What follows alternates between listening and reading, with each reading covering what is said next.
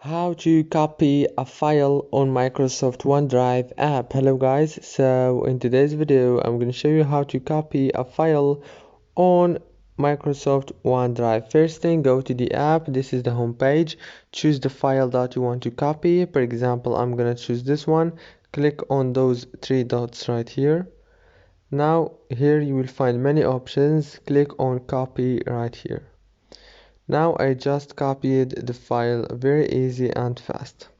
If this video was helpful, please don't forget to like and subscribe, and thank you so much for watching.